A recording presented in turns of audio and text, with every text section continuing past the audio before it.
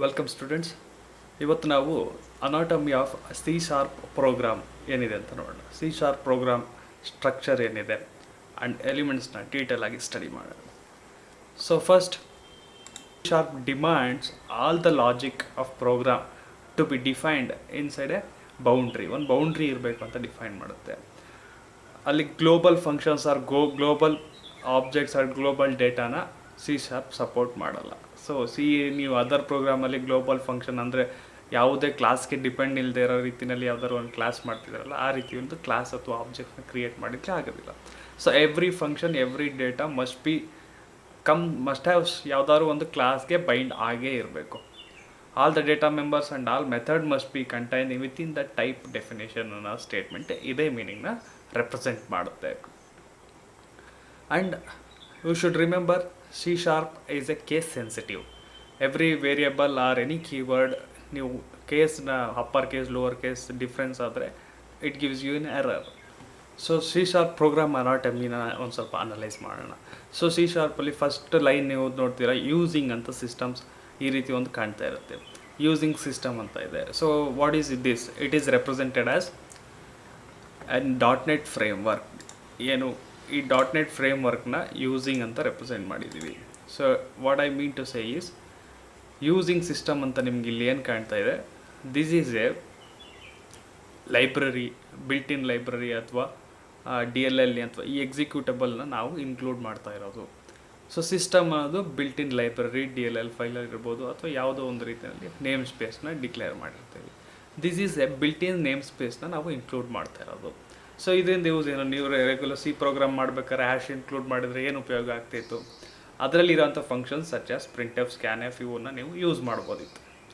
Math function ಹಾಕಿದರೆ power ಮತ್ತು additional mathematics, sine, cos, theta ಈ ಥರ ಫಂಕ್ಷನ್ಗಳನ್ನ ಯೂಸ್ ಮಾಡ್ಬೋದಿತ್ತು. ಅದೇ ರೀತಿಯಲ್ಲಿ ಯೂಸಿಂಗ್ ಸಿಸ್ಟಮ್ ಅಂತ ಕೊಟ್ಟ ತಕ್ಷಣ, ಸಿಸ್ಟಮ್ ಅನ್ನೋ ಕ್ಲಾಸಲ್ಲಿ name space is a collection of classes. Just remember, name space is a collection of classes.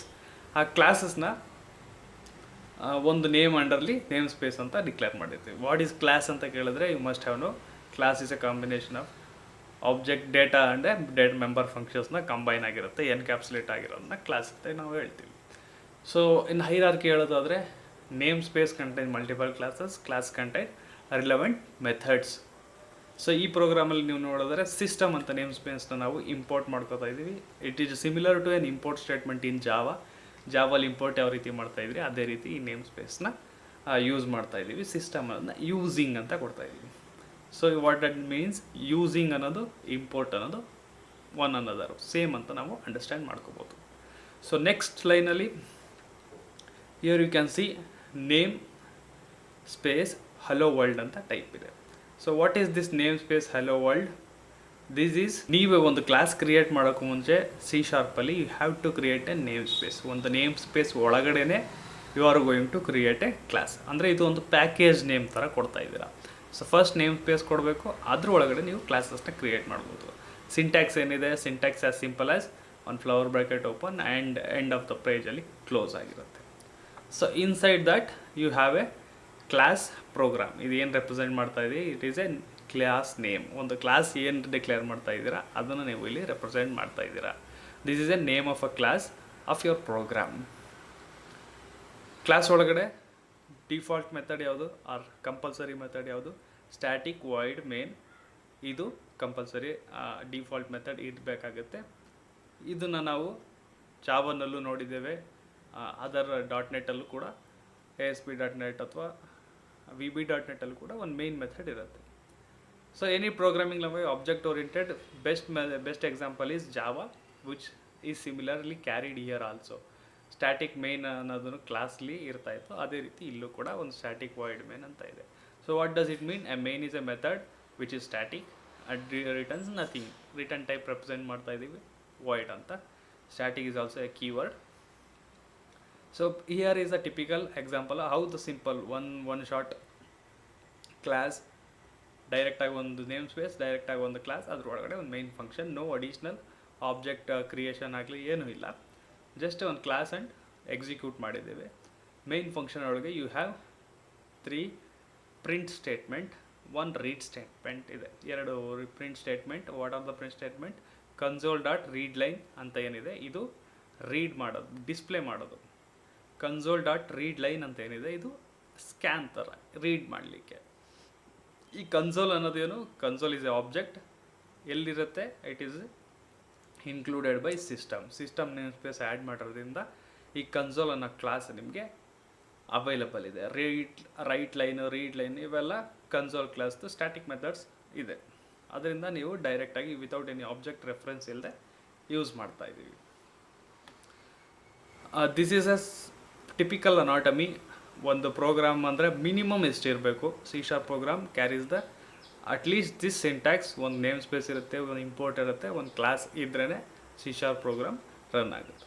ಇಲ್ಲಿ ನೇಮ್ ಸ್ಪೇಸ್ ಒಳಗಡೆ you can declare multiple classes, class ಒಳಗಡೆ you can declare multiple objects, methods, nesting of classes, nesting of objects, nesting of methods, everything is possible.